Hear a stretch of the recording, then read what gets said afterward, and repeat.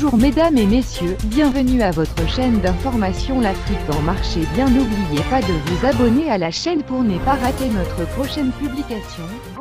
Dans cette zone où le groupe de soutien à l'islam et aux musulmans GSIM, lié à AQMI, est très actif, de nombreux humanitaires alertent depuis des jours sur de nombreuses exactions sur les civils. Selon l'état-major des armées du Mali, cette opération a été le fruit de renseignements bien précis sur la tenue d'une rencontre entre plusieurs katibas dans la zone de Murat.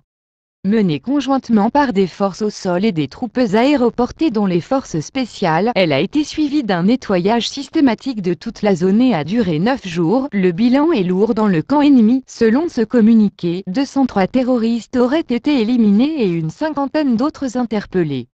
200 motos ont également été saisies et brûlées. D'importantes quantités d'armes et de munitions ont aussi été récupérées. Par contre, le communiqué ne fait pas état de pertes au sein des FAMA. Depuis le début du siège de Murat, des ONG locales et internationales ont alerté sur des violences indiscriminées qui auraient fait de très nombreuses victimes civiles. Cette inquiétude semble d'ailleurs partagée par la MINUSMA qui se dit, dans un tweet, très préoccupée par les allégations de violences survenues contre les civils lors de ces affrontements. La mission de l'ONU au Mali assure qu'elle est en concertation avec les autorités maliennes pour établir les faits et les circonstances de ce qui s'est passé. L'état-major général des armées maliennes s'est voulu rassurant dans son communiqué, et le respect des droits de l'homme et du droit international humanitaire reste une priorité dans la conduite des opérations, assure-t-il, avant d'inviter la population à la retenue contre les spéculations diffamatoires à l'encontre des femmes.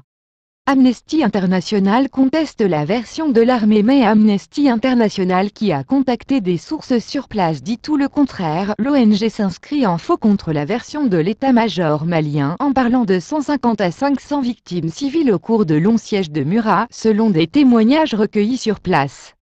Ousmane Diallo, du bureau d'Amnesty International en Afrique de l'Ouest, basé à Dakar, dénonce une brutalité de l'armée malienne et des mercenaires du groupe Wagner. L'armée malienne parle de 203 morts dans un rassemblement et parle de combat, alors que toutes les sources avec lesquelles nous avons pu discuter nous disent qu'il n'y a pas eu de combat, explique-t-il. Il y a eu une attaque par hélicoptère le jour de la foire.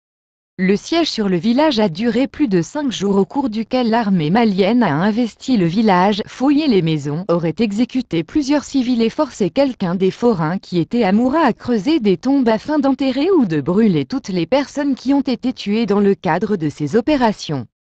L'Organisation de défense des droits de l'homme pointe donc de probables crimes de guerre qu'elle qualifie d'intolérables et appelle la junte militaire au pouvoir au Mali à lancer une enquête crédible et indépendante sur ce qui s'est passé à Murat. Et bien, n'oubliez pas de vous abonner à la chaîne pour ne pas rater notre prochaine publication. Agréable soirée à tous, au revoir.